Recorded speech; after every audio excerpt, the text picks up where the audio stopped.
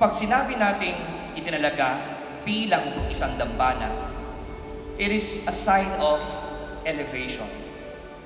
Pag sinabing sign of elevation, itinataas, itinatangi. Dahil mula sa pagiging parokya, ito ay itinatalaga bilang isang dambana.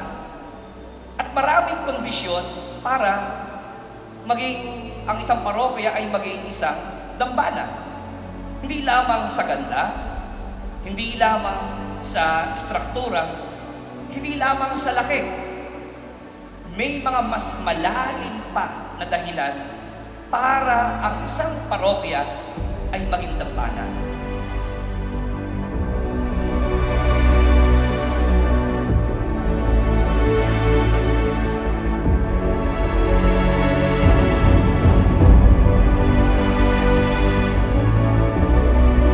What really made this parish a shrine?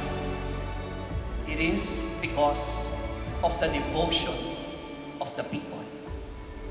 It is because of the devotion, yung malalim na debosyon, lalo na sa mahal na patrong San Agustin.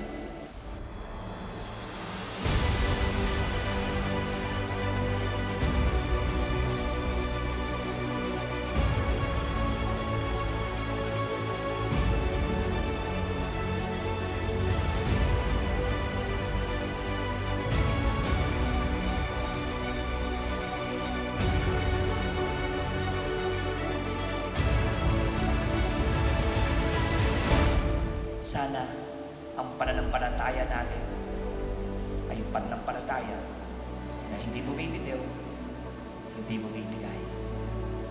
Yan din siguro ang nais iwan sa atin, lalo na ngayong pagdiriwang natin ng anibersaryo ng pagiging dambana. It is not only about the title. It is not only about the structure. It's not only about what the church can do and share. It's about our faith and devotion. Kasama po yan, faith and devotion. Ito sana yung pumunlan, kasabay ng pagpunlan ng ating dambana.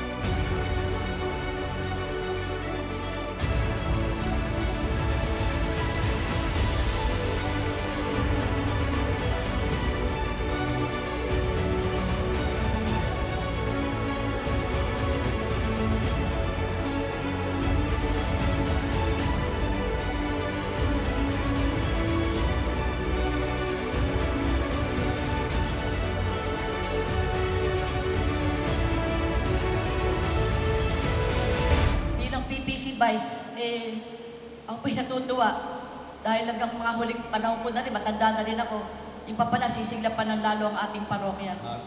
Nawa, tulad ni San Agustin, ay makatagpo tayo ng saya at kapayapaan sa Diyos. Pasabi rin natin tulad niya, you have made us for yourself, O Lord, and our hearts are restless until they rest in you.